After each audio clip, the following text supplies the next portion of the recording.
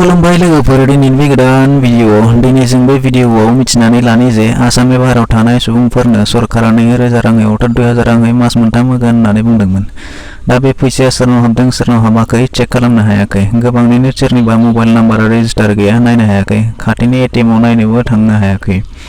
बिदिब्ला लोगोफोर, दिनैनि बे भिडिअआव आं दिन्थिगोन मात्र एकाउन्ट नाम्बार थाब्लानो माबोरै गावनि मबाइलावनो नायनो हायो बेनि बागै।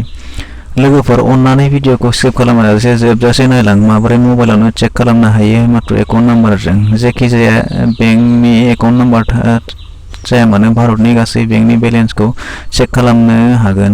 नंगौ, नैबेबायदि मात्र एकाउन्टखौ थुना होनाय लोगो लोगो नोंथाङा 2000 हाबदोंना हाबाखै नायनो हागोन।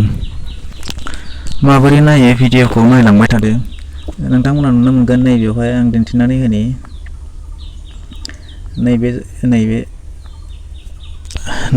नोंथाङा नुनो मोनगोन नैबे एप्रिल दाननि 21 अक्ट'आव बे 2000 राङा हाबदों। अर्थात दा मे मासनिया हाबथ'वाखै, जोंहा एप्रिल दाननिल'सो हाबदों। नोंथाङा नायनो हागोन बेवहाय नैबे state specific under state budget from NHM national health मिशननिफ्राय हाबदों बियो। नोंथाङाबो दा बेखौ माबोरै नायो नोंथांनो आं दिन्थिनानै होनि।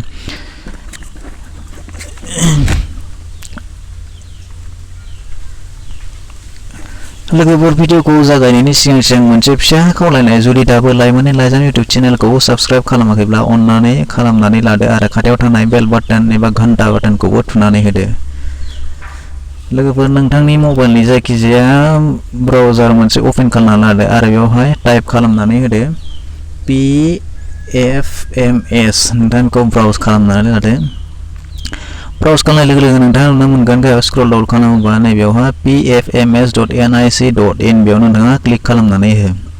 क्लिक खालामनानै होनायनि उनाव नोंथाङा नैबे वेबसाइटखौ नुनो मोनगोन, public financial management system PFMS controller general of accounts ministry of finance. बेनिफ्राय नोंथाङा नैबे वेबसाइटखौ नुनो मोनगोन, बे पेजखौ नोंथाङा गाहायथिं स्क्रल डाउन खालामलांनायनि लोगो लोगो नोंथाङा नुनो मोनगोन नैबेयावहाय नो इउर पेमेन्ट, बेवहाय नोंथाङा क्लिक खालामनानै हो।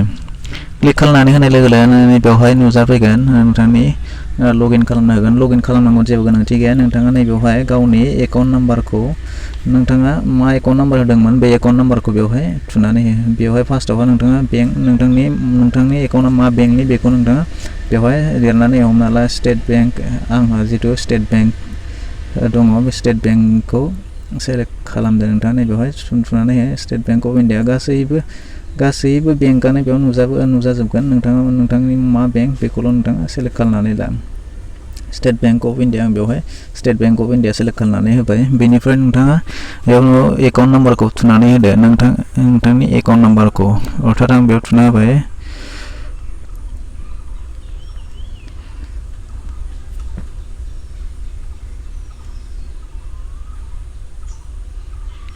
बेनिफ्राय बेखौनो गाहायाव कनफार्म रिएन्टार खालामफिनदो।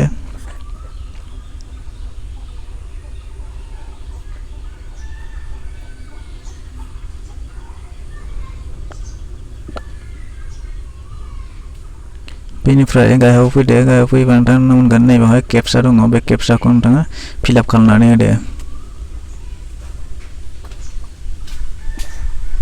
CE0F23। बेनिफ्राय नोंथाङा नैबेवहाय नुनो मोनगोन रिसेट, बे रिसेटआव क्लिक खालामनानै होदो। रिसेटआव क्लिक खालामनाय लोगो लोगो नोंथाङा गाहायाव फैबा नुगोन नैबे गाहायाव फैनाय state bank of India account number दङ। बे एकाउन्ट नाम्बारनिफ्राय नैबेबायदि नोंथाङा नोंथांनि बेलेन्सआ हाबदोंना हाबाखै बेवहाय नोंथाङा नैबेखौ नुनो मोनगोन। आं हाइलाइट खालामनानै होदों, नैबेवहाय नाय नोंथाङा 2000 रां हाबदों।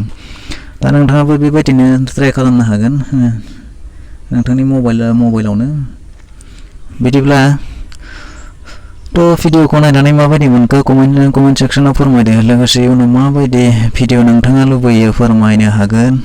आंखौ भिडिअ बानायनायाव थुलुंगा होनो थाखाय मोनसे लाइकखौथ' खालामजायो।